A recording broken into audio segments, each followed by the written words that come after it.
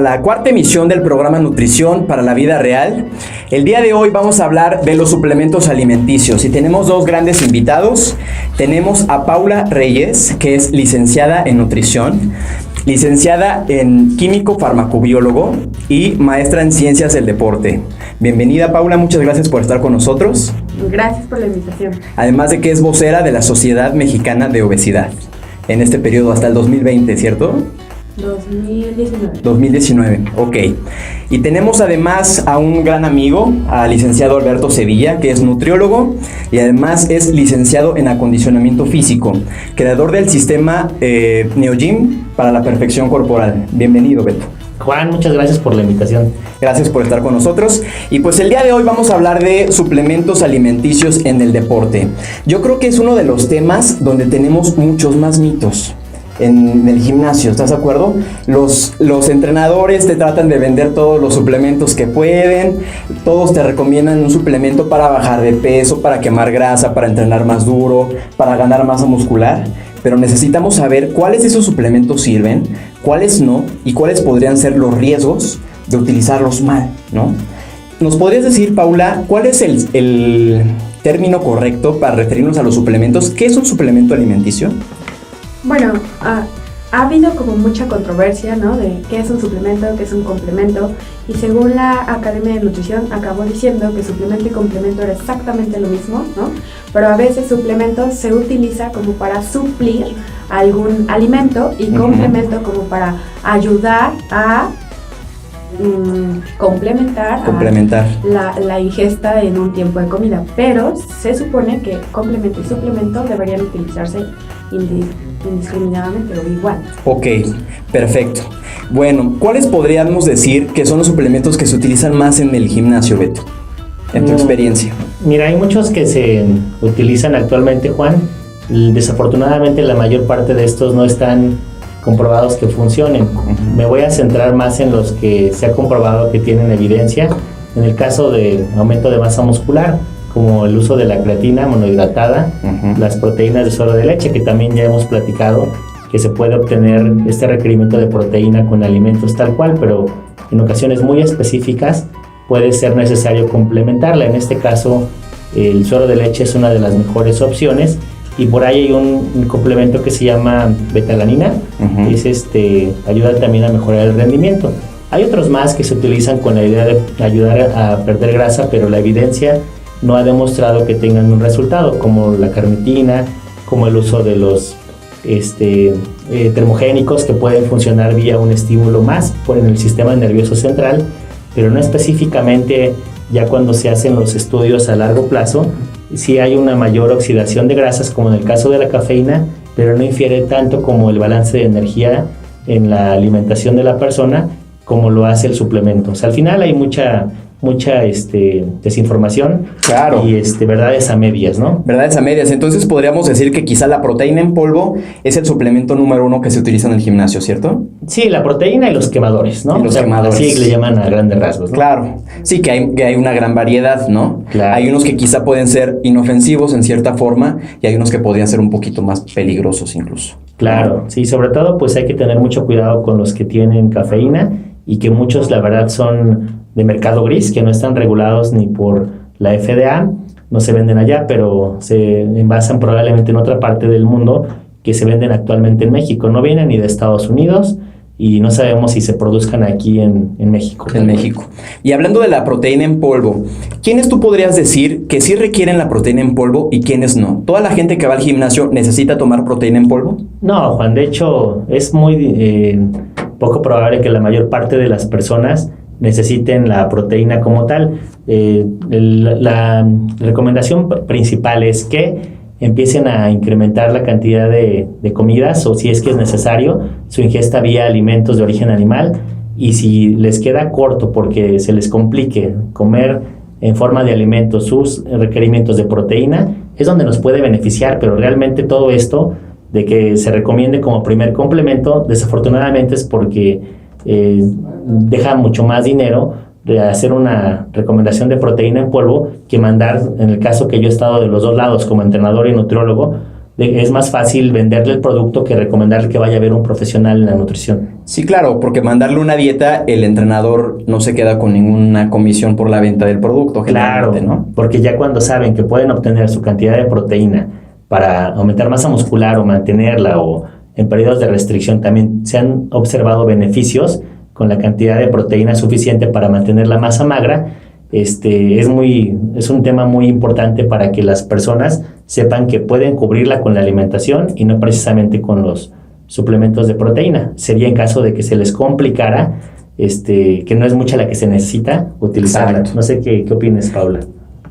Yo lo que creo es que primero habría que ver cuál es el objetivo del individuo, ¿no?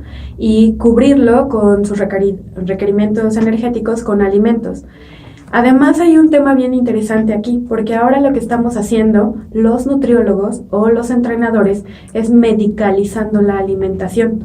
Entonces esto tiene un contexto político y económico muy interesante, porque ahora ¿qué hacemos? Nos convencen que no tenemos tiempo para cuidarnos a nosotros mismos y entonces tendríamos que cubrir con un suplemento, ¿no? Pero sí. Eso, ¿dónde lo compramos? ¿Qué tan fidedigno es que lo compremos en algún lugar? ¿Qué controles de calidad tienen? ¿Cómo sé que alguien no lo hizo en su cocina y me lo está vendiendo? ¿Y cuánto necesito tomármelo, no? ¿Cómo puedes saber cuánto necesitas si no tienes una asesoría profesional también? Exacto, entonces se está como dando como la panacea de toma esta proteína y entonces vas a cambiar el mundo y vas a tener 1000 músculos, pero no necesariamente hay que ver los objetivos. Además hay objetivos, como bien dicen, económicos, ¿no? Esta proteína, por ejemplo, la mayoría no son hechas en el país. Entonces, otra vez, ¿qué pasa? Yo consumo algo que no necesito, que se va a comprar en otro país, bueno, los dividendos se van a otro país y entonces hacemos que nuestro país cada vez sea más pobre y entonces por algo que ni siquiera necesitamos, ¿no? Y si nosotros aumentamos diversificamos la dieta, entonces el sujeto va a estar más contento, porque va a poder comer más y mejor. Comida real, ¿no? Es lo que platicábamos. Claro. Exacto. Y es muy importante dar el mensaje que no toda la gente necesita proteína en polvo, aunque vayas al gimnasio. Es una alternativa más, Claro. pero siempre complementa a la alimentación. Nunca la reemplaza.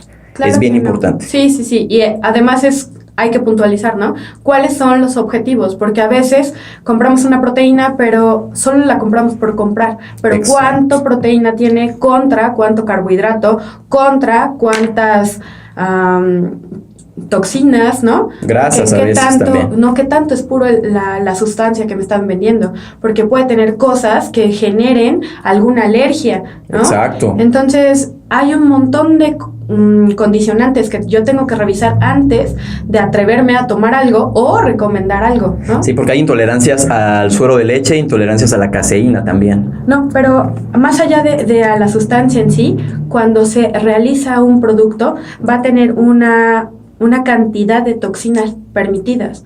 Entonces yo tengo que saber qué pureza tiene mi sustancia para saber cuántas toxinas voy a estar trabajando ahí para que entonces yo vea cuál es el porcentaje de que tenga una reacción, ¿no?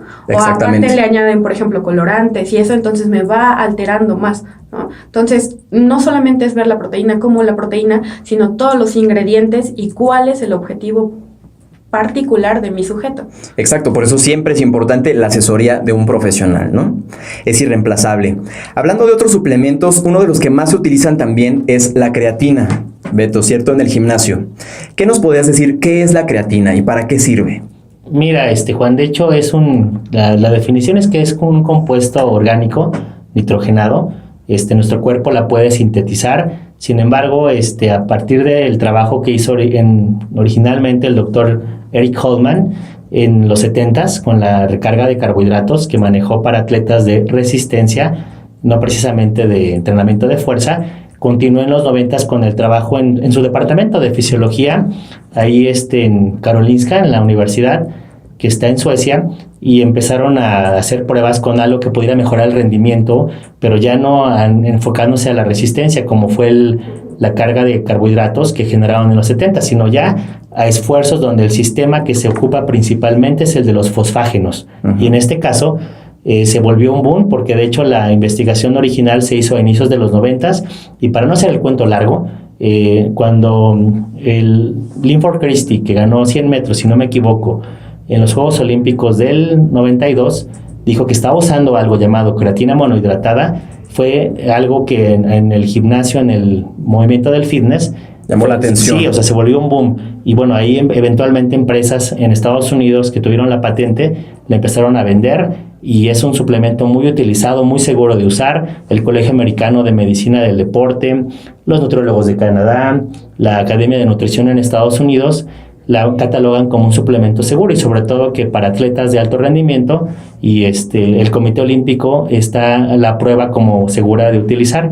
¿Qué hace? Básicamente incrementa la cantidad de reservas de algo llamado fosfocreatina en nuestro cuerpo, lo cual nos permite restablecer más rápido ese tipo de fosfocreatina, nuestras reservas de ATP y por ende podemos realizar esfuerzos máximos en el gimnasio básicamente en menor tiempo y también ayuda a incrementar la masa magra vía la acción de la voluminización celular del miocito, de la célula muscular. Entonces se podría utilizar en ejercicios de corta duración y alta intensidad. Así es ¿cierto? Básicamente, sí. Ok, ¿nos podrías decir algo, Paula, sobre la creatina? ¿Crees que tenga alguna contraindicación o hay algún riesgo para usarlo?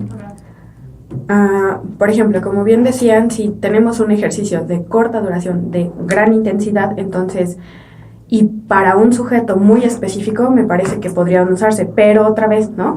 ¿Cuál es el suplemento que estoy usando? ¿Cuántas impurezas maneja? Todo esto yo sería lo que estaría revisando, ¿no? Ya que el entrenador haga el plan de entrenamiento, entonces, y yo haga, por ejemplo, como nutrióloga, toda la planificación de su alimentación y entonces veamos que realmente lo necesita, tendríamos que descartar qué impurezas tiene y cuál sería la pureza de la sustancia para que nos dé el efecto que estamos deseando, ¿no? Exactamente.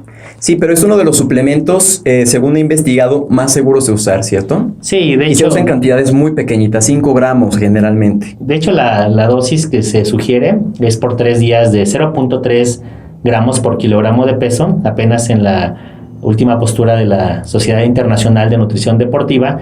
Ahí se sugiere esa dosis por 3 días, 0.3 gramos de creatina por kilogramo de peso y una dosis de mantenimiento de 3 a 5 gramos en forma lineal. De hecho, probablemente no hay ningún suplemento que haya sido más estudiado que la creatina.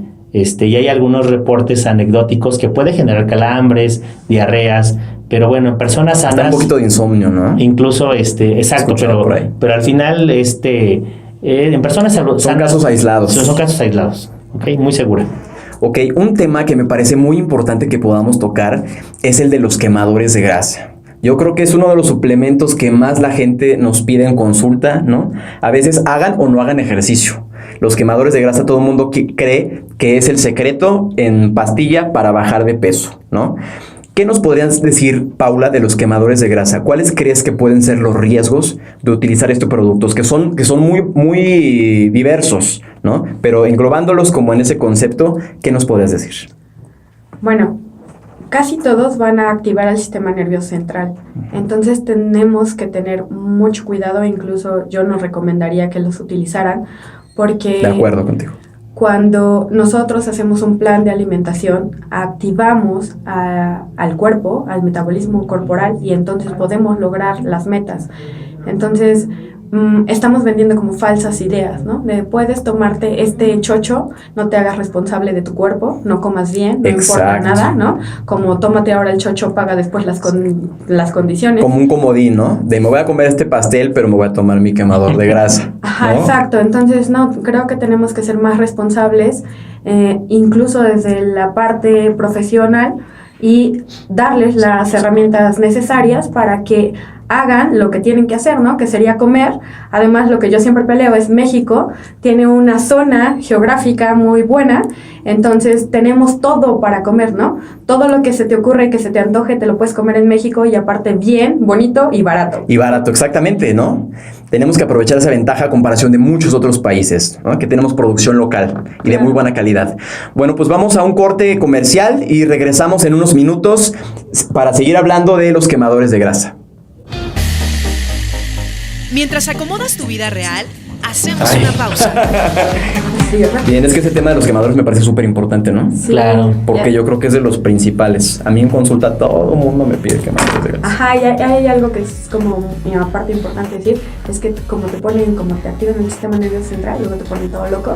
Sí, se siente Muchos padre. Dicen que Aprovechando el corte, aquí en redes sociales les preguntaba. Sí, Ajá. ¿me ven? Sí. Sobre. Sí, adelante. Sobre la mejor proteína para el aumento de la masa muscular. Ya perdí el comentario, pero estaba por aquí. Bueno, Ok. Y también. ¿Qué proteína nos podrías recomendar, Beto? De hecho, cualquier proteína que sea de origen animal podría llegarse a cubrirse el requerimiento con algunas proteínas no de origen animal, pero cualquiera que tenga de procedencia esa tiene los aminoácidos esenciales para poder reparar el tejido muscular. Ahora, con respecto a en polvo o suplemento, yo prefiero el suero de leche. No sé si tú quieres comentar algo, Paula. pues yo mandaría alimentos o proteínas de alto valor biológico para cubrir sus necesidades de proteína. ¿Qué nos decías? ¿Hasta qué edad pueden utilizar esta proteína que mencionabas? O sea, ¿desde qué edad o hasta qué edad? ¿Hasta qué edad? Ah, bueno, yo creo que se refieren desde qué edad, ¿no? No sé. ¿Desde qué edad alguien podría utilizar un suplemento de proteína en polvo? ¿Quién nos podría responder? De hecho, la proteína como tal, yo nada más bajo ciertas recomendaciones así muy específicas, en este caso de alguien que no es adolescente, un menor de edad, pues el del pediatra, de una nutrióloga que tenga trabajo específico con niños, y sería la sugerencia. Y después de esa etapa de la niñez, yo recomendaría tomarla, incluso hay personas que por esta cuestión que está tan de moda, la sarcopenia, no nada más utilizarla como algo adicional, sino que evalúen el caso de adultos mayores que puedan primero llegar a sus requerimientos totales de proteína con alimentos, y si fuera necesario podría ahí tal vez beneficiarnos alguna proteína de suero de leche. El problema es que casi todas las personas que nos gusta el gimnasio, a nuestros hijos o a nuestros abuelos o a nuestros papás les queremos dar proteína, y no siempre es necesario, ¿no? Que aquí lo importante es que primero acudan con un profesional de la nutrición. Ok. Pues regresamos del corte del programa Nutrición para la Vida Real y vamos a continuar hablando sobre suplementos en el deporte. Estábamos con el tema de los quemadores de grasa, ya habíamos platicado un poquito, pero me gustaría que platicáramos también un poquito más sobre el tema de los efectos nocivos que podrían tener los quemadores de grasa. Yo tengo una amiga que es médico que probó unas pastillas muy famosas en el gimnasio, las Hidroxicot, ¿no? Yo creo que todos los hemos escuchado. El primer día que las tomó, tuvo una embolia cerebral, ¿no? Ciertamente es una chica que tenía alguna predisposición a tener este tipo de problemas. Pero es muy importante manejar estos suplementos con cuidado, ¿no? ¿Qué nos podrían decir, por ejemplo, de los quemadores con efedra, con efedrina, el Lipodren, ¿cómo se llaman estos? El Black Widow. ¿Qué nos podrían decir? Mira, Juan, de hecho, en Estados Unidos ya hace muchos años que ya no está permitida la venta de suplementos más que con efedrina, con efedra, ¿no? Que vienen del extracto del maguang. Eran suplementos muy utilizados porque hasta cierto punto, a diferencia de los que tienen cafeína, generaban un efecto de mayor estimulación a nivel sistema nervioso central. Como bien comenta Paula, al final la fatiga que se percibe al realizar ejercicio disminuye por el efecto de alguno de esos productos. Hubo muertes en Estados Unidos por esta cuestión del abuso de la efedra. La verdad es que dado que se podía conseguir como suplemento, tal cual allá les llaman OTC, entonces se llegó a abusar y específicamente con el caso de la efedra se prohibió. Aquí en México hay una laguna también con respecto a que en el caso de esos productos que mencionas, Hi-Tech, que es el laboratorio que los produce, yo iba a decir manufactura, pero bueno, son así más, produce. Hi-Tech ha tenido varias multas con respecto a la contaminación en suplementos. Con eso podemos decir que yo no recomiendo. En este caso te puedo incluso comentar que para personas que quieren perder mucha grasa, en este año que preparé a atletas de físico, la verdad se la llevaron con tazas de café. Ni siquiera tuvimos que utilizar un suplemento termogénico o con estimulantes, dado que al final pues volvemos a lo mismo que comenta Paula. Todos quieren creer que hay una pastilla mágica para todas las personas que nos están escuchando, que hay algo que suena tan sencillo, Juan y Paula, el que las personas por medio de la alimentación y la actividad física puedan perder grasa, que parece irreal. O sea, es algo tan común que queremos todos pensar, me incluyo, que tal vez hay algo mágico que nos podría ayudar a perder grasa. No sé qué opinan. Sí, además creo que es importante subrayar que los efectos colaterales que tienen, exacto, o sea, son muy importantes, porque igual, bueno, el caso extremo de tu amiga, ¿no? Pero vamos a empezar a tener como mal humor, irritabilidad, ¿no? Entonces, taquicardias, insomnio. Exacto, muchos efectos colaterales, entonces, y ni siquiera vamos a tener un efecto tácito, ¿no? Entonces, sí, cuando ni siquiera a veces son necesarios, ¿no? Exacto. Entonces, realmente eso necesitaríamos indicar. Además, hay algo interesante, porque algunos vamos a ser más sensibles a ciertas sustancias, exacto, que a otras. Hay respuesta individual ante un fármaco u otro, ¿no? Incluso no necesariamente con los fármacos, también como con los alimentos. Maneja el café, ¿no?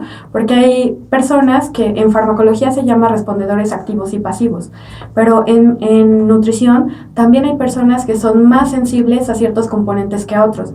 Por ejemplo, yo podría manejar una taza de café con alguna persona y no le causa ningún efecto, pero a alguien le doy 3 tazas y ya está así todo histérico, ¿no? Exacto, nerviosismo, sudando, ¿no? Exacto, entonces también habría que ser como más específico y hacer una historia clínica nutricional más detallada para que si yo voy a hacer alguna prescripción específica, sepa cuáles son las condicionantes y cuáles son los riesgos para mi sujeto, ¿no?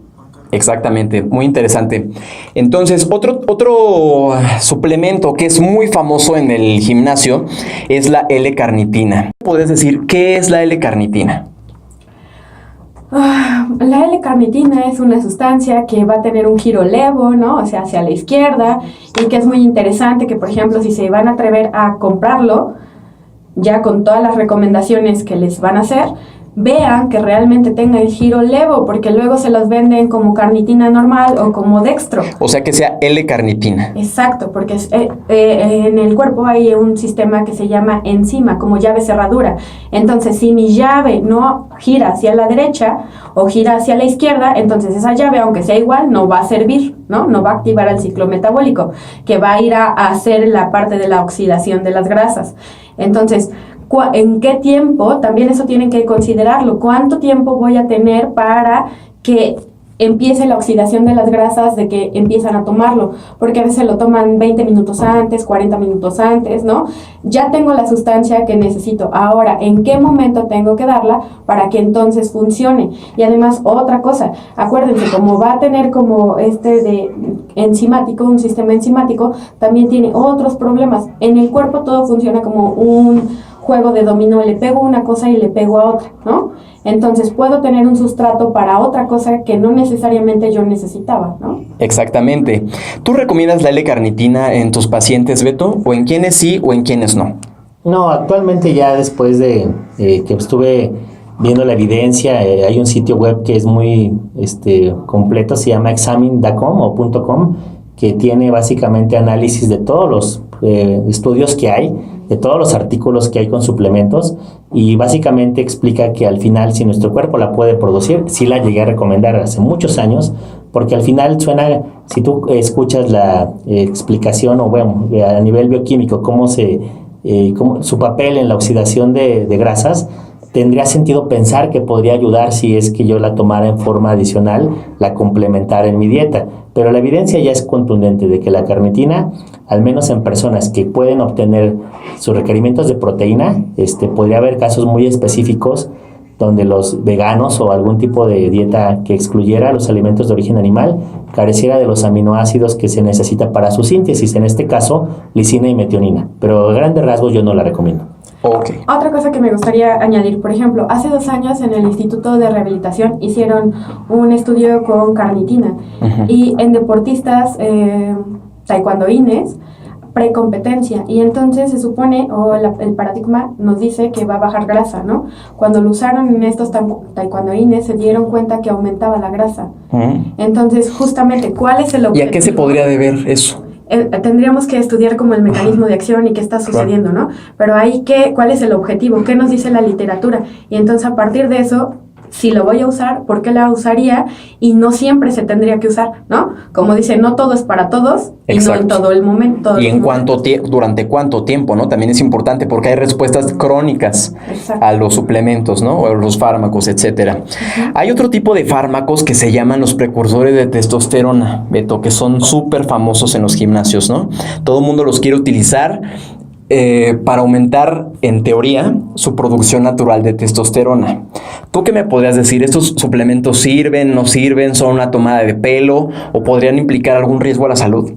Mira, Juan, curiosamente los que servían o que sirven, cuando llegan a analizar los productos, tienen un tipo de anabólico esteroide como tal. Un ejemplo así de hace varios años, el Superdrol que sacó Gasparia Nutrition tenía un anabólico esteroide tal cual. Lo que pasa que no estaba aún actualizada la base de datos de la FDA, quien lo patentó nunca lo sacó a la venta, y el Superdrol original tenía ese anabólico esteroide como tal, pero no estaba violando de inicio, no estaba violando ninguna ley, porque no estaba en la base de datos. Sin embargo, se vendía como precursor.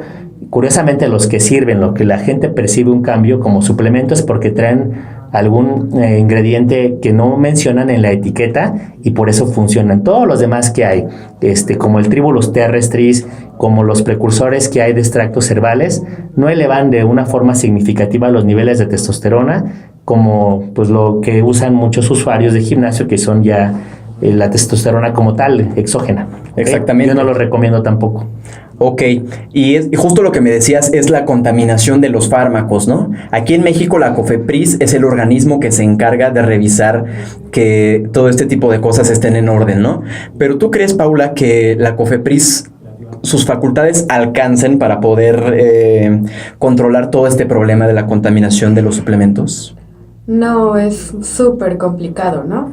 Pero más allá de, por ejemplo, la impureza que llegara a tener el producto, a mí en este caso sí me gustaría mucho detenerme, porque si L-carnitina, que va a funcionar a nivel de oxidación en las mitocondrias, yo me detendría a ver cuál es el objetivo para recomendarla, una hormona que tiene un efecto muy importante en el cuerpo. O sea, no sé en qué estamos pensando, ¿no? Porque una hormona le va a pegar a otras hormonas y entonces va a tener que ver con la resorción, o sea, con cómo está el músculo, ¿no? Muchas cosas. Entonces, creo que tenemos que ser bien sensatos y analizar una hormona para qué me sirve y cuál es su implicación con otras hormonas. Porque una hormona tan importante como la testosterona es como el director de orquesta para los hombres. Altera todo. Entonces, ¿no? Si alteramos a luego alteramos a todo, ¿no? Exactamente. Entonces, no hay de extrañarse que después, a unos años, vemos más problemas en hígado, más problemas a varios niveles, porque como le pega a varias hormonas, entonces altera muchas cosas, ¿no? Ok, exactamente, sí es muy importante tomarlo en cuenta. Otro de los suplementos que se utilizan a la par de la proteína son los aminoácidos. Ya sean los BCAAs, que son los más famosos, ¿no? Leucina, isoleucina y valina, que se ha demostrado que esos 3 aminoácidos son los que participan de forma más importante en la creación y desarrollo de masa muscular, ¿no? Pero los podemos obtener de nuestra dieta habitual. ¿Ustedes recomendarían, además de tener una dieta suficiente en proteína, suplementar los aminoácidos? Mira, Juan, de hecho, las revisiones que hubo sobre estos temas, en particular del uso de la leucina como aminoácido orquestador en la síntesis de proteína de los 3 de cadena, al final nos da el resultado de ver esos estudios que hay, sobre todo el trabajo que hizo Alan Aragon con Brad Schoenfeld sobre el requerimiento de proteína. Apunta a que realmente en casos solamente muy puntuales, cuando el balance de energía ni el requerimiento de proteína se llega a cubrir, que bueno, literal sería alguien que va al gimnasio y que está dispuesto a gastar en botes de aminoácidos, pero no quiere comer y que aparte su ingesta de energía es muy baja. y la verdad es que no lo recomendaría tal vez ni para el 1% de las personas. Claro. Que no están en ese estado de que lo necesiten por un catabolismo muscular excesivo. Es decir, la mayoría puede cubrir su requerimiento de aminoácidos de cadena y de leucina por los alimentos de origen animal.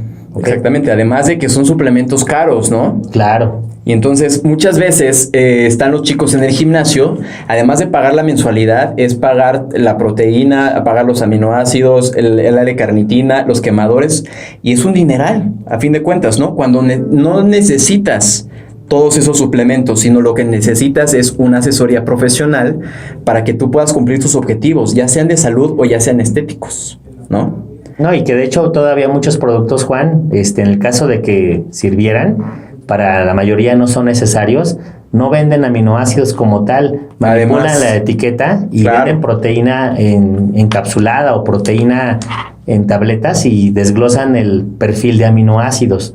Entonces, aparte también hay una interpretación errónea del usuario final. Tú sabes que en algún momento la idea sonaba muy bien.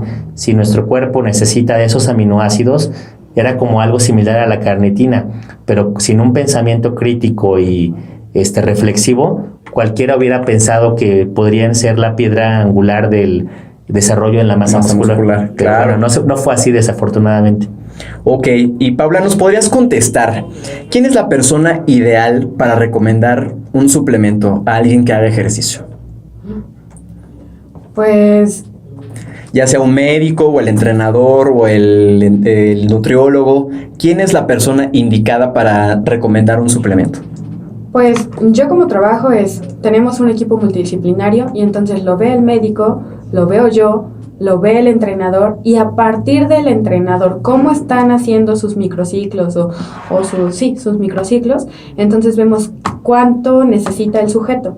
Y por ejemplo, en los BCAAs, una vez tuvimos un entrenador que estaba como bien intenso y entonces estaba tratando chavitos, ¿no? Como de 14 y no les daba tiempo a recuperar sus reservas energéticas. Ahí, por ejemplo, no eran de gimnasio, eran chavitos que necesitábamos que tuvieran el aporte energético, pero no llegábamos a lograrlo tan rápido porque entrenaban. ¿Qué actividad hacían? ¿Qué deporte? Voleibol. Voleibol, ok. Ajá, entonces ahí sí nos atrevimos a usarlos, pero tuvimos que trabajar con ellos, ¿no? Con el médico, con el entrenador y conmigo. Entonces yo creo que tendríamos que hacer un equipo multidisciplinario donde viéramos todo, cómo está el sujeto realmente. Y entonces a partir de eso poder tomar decisiones, ¿no? Porque se toman muy a la ligera, así de, yo estaba viendo ahora, vas al gimnasio y ahora hasta tienen su barra de proteínas, ¿no? Sí, la tiendita de los suplementos, ¿no? Ajá, entonces es como, ¿cuál es la conciencia, no? Además hay que hacer énfasis de que si yo tomo lo que sea que tome, ¿no? Y que coma lo que coma, si no tengo un estímulo, como es el ejercicio, no espera que estada sentada en la cama, ¿no? Yo me ponga súper fuerte. Sí, no por estar viendo la tele en el sillón tomando proteína, vamos a crear masa muscular, ¿no? Exacto. Pues vamos a otro corte comercial y regresamos con el tema de los suplementos en el deporte. Mientras acomodas tu vida real, hacemos una pausa. Súper. ¿Qué otros suplementos creen que son de los más utilizados? ¿Sabes? Yo creo que aunque no son suplementos como tal, sí habríamos que hablar un poco sobre los fármacos. Porque hay muchos locos que se toman fármacos y que se van al gimnasio, ¿no? ¿Cómo qué tipo de fármacos? Pues Lovenzorex, ¿no? Todos estos fármacos para disminución de peso. Habría que decir, oigan, si están tomando un fármaco, tienen que avisarle a su entrenador, a quien los está tratando, porque a veces se van y entonces se eleva la frecuencia cardíaca. Claro. Y si tú estás dando un ejercicio por frecuencia cardíaca, se va a llegar más rápido. Y a lo mejor alguien es hipertenso o tiene una predisposición a una enfermedad cardíaca, ¿no? Claro, también. Entonces hay que... ¿Te puedes pegar un poco más al micrófono? Lo que pasa es que estás hablando con el micrófono hasta acá y la voz es muy baja. Ok. Por favor. ¿Sí? Perdón. Sí. No te preocupes, está bien. Entonces creo que, bueno, no son como suplementos en el deporte, pero sí como esta parte de los termogénicos, creo que sí sería muy importante. Que aparte muchas veces se consiguen, la mayoría no los usa, en nuestro medio, no los usan como tal prescritos por un médico. Sí, ¿no? Consiguen, pues es el Ascenlix, El Redotex también. No. Originalmente tenía... Y el Redotex los médicos lo mandan, pero... No todos los médicos. No todos, hay que aclarar. Pero a mí me llegan muchos pacientes que los médicos les mandan Redotex, pero como si fueran vitaminas. Bueno, ahí podemos, es su criterio, ¿no? Pero bueno, Claro. para la gente que no los consigue sin receta, hay que recordar que al final sí tiene uno que tener cuidado. Cuando vayan al gimnasio, Sí. ¿no? Como hacerles esas preguntas, oye, ¿estás tomando algo? No, medicamentos, Un suplementos. expediente rápido, ¿no? Que sea el entrenador que tenga esas prácticas. Y también podríamos tocar un poco el tema del timing, que está muy de moda, o sea, de hace algunos años, y hablar sobre que realmente solo en casos muy puntuales, porque ha pasado de ser un tema del alto rendimiento a algo que pasó a ser del uso común, ya sabes. Sí, de los gimnasios. Sí, lo que Y es otra cosa que me parece que es importante es que recalquen que cuando alguien tiene un trastorno de la conducta alimentaria, va a ir por su físico a un entrenador. Entonces, si el entrenador lo identifica y lo refiere correctamente, la probabilidad de que esté mejor es muy alta. Claro. Entonces, claro. no va a llegar con un nutriólogo, no va a llegar con un médico, va a llegar con ustedes. Entonces, si ustedes están todos dañados con trastornos y les dicen, no, sí podemos bajar la grasa, no, en 6, no, en 5, y así.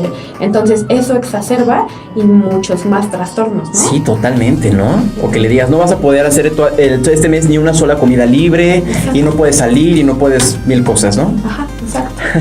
Entonces creo que un problema sí, técnico con la cámara. como cerrar con eso de Sí. sean conscientes, ¿no? Porque van a llegar con ustedes, o sea, el 90, No sé. el 90 sí. va a llegar No. con ustedes, no con Bien, nosotros. sí, bien. Y cuando llegan, ya llegan con un montón de comorbilidades, porque ya que el entrenador le dio tal cosa, que luego le dio este quemador, que luego le dio... Y además, o sea, por ejemplo, les dan los óxidos, ¿no? También esos son importantes. Pero Sí, saben sí. que el óxido nítrico se metaboliza en 5 segundos, o sea, todo lo que se toman es todo menos el óxido nítrico. Nos falta hablar del óxido Entonces nítrico. eso es una Como tontería estimulantes completa, ¿no? Entonces creo que sí, eso es como... Muy importante, ¿no? Entonces los preentrenamientos, ¿no? Ujú. ¿Qué son? ¿Para qué sirven? Los riesgos, ¿no? Y la inutilidad que tú dices que tienen. Ajá. Y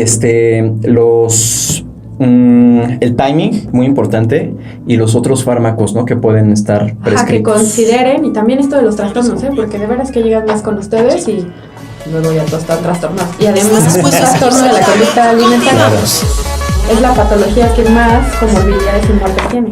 Pues estamos de regreso en nuestro programa de nutrición para la vida real con el tema de suplementos alimenticios en el deporte. Es un tema sin duda apasionante, pero donde tenemos más mitos y más mala información. Estamos con dos especialistas en este tema que nos van a ayudar a darnos un poquito de luz y un poquito de orientación a todos. Estamos hablando sobre el tema de los preentrenamientos, como el óxido nítrico, que es uno de los suplementos que más se utilizan en el gimnasio, principalmente para antes de entrenar, ¿no? Que generalmente estos suplementos que se les llaman óxidos nítricos, además traen estimulantes del sistema nervioso central, como cafeína, taurina, etcétera, ¿no? Es por esto que sentimos como un efecto de energía, ¿no? Nos ayuda de repente, si tenemos un poquito de cansancio, un poquito de flojera, despertamos y nos ayuda a ir a entrenar, pero tampoco significa que nos ayude a entrenar, que no nos da fuerza, no nos va a ayudar a crear masa muscular, nada, ¿no? Pero me gustaría que nos pudieras responder, Paula, ¿qué es el óxido nítrico? El óxido nítrico es una moleculita que está hecha de oxígeno y nitrógeno. Y, por ejemplo, hay un aminoácido que puede ser la arginina, es precursor del óxido nítrico. Cuando nosotros no lo comemos, tienen que ser bien sensatos, ¿no? Tiene que pasar todo un proceso.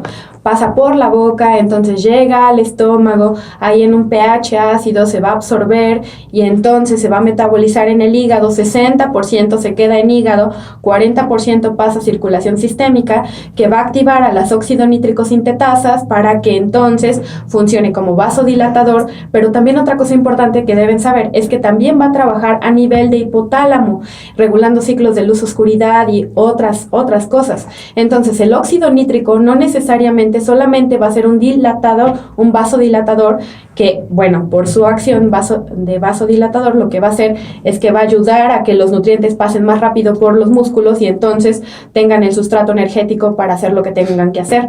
O sea, no es así de me lo tomo y el 100% va y se va a mis músculos y entonces me pongo súper fuerte, ¿no? Entonces el 40% me hablas que es el que se aprovecha técnicamente, ¿no? Ajá, en una muestra que sea de buena calidad, ¿no? Pero si no es de buena calidad, entonces solamente estaría usando el efecto estimulante de la sustancia. Además, Claro. el efecto de óxido nítrico cuando lo tomo por el aminoácido solamente tiene 5 segundos en el cuerpo. Entonces, esos 5 segundos me sirven para activar a las enzimas óxido nítrico sintetasas endotelial e inducible y entonces hacer su efecto, ¿no? Si llega a consulta un chico que está haciendo gimnasio, ¿tú le recomiendas que use óxido nítrico o que no use óxido nítrico? ¿O depende? Pues no, o sea, sí, porque aparte está empezando, ¿no? Ujú. O sea, ¿qué tendríamos que hacer primero? Pues que vaya a la fase de resistencia, que el desarrollo cardiovascular, ¿no? Ciertas adaptaciones Exacto. crónicas. Y Ok. ya no sé, en los 5000, que ya veamos que necesita así algo en específico, quizá, pero yo realmente no lo usaría. No lo usarías. No. En un chico que lleve 2, 3 años en el gimnasio, ¿se lo podrías recomendar? ¿Cuál sería el objetivo? ¿Qué Que estamos quiera buscando? ganar masa muscular, que quiera que tenga entrenamientos muy duros. Para ganancia de masa muscular, no. O sea, habría una vasodilatación, pero también, ¿qué estaríamos haciendo ahí? Que el corazón trabaje más. Entonces, ¿cuál es su historia clínica? Claro. ¿Aguanta su corazoncito para toda esa carga?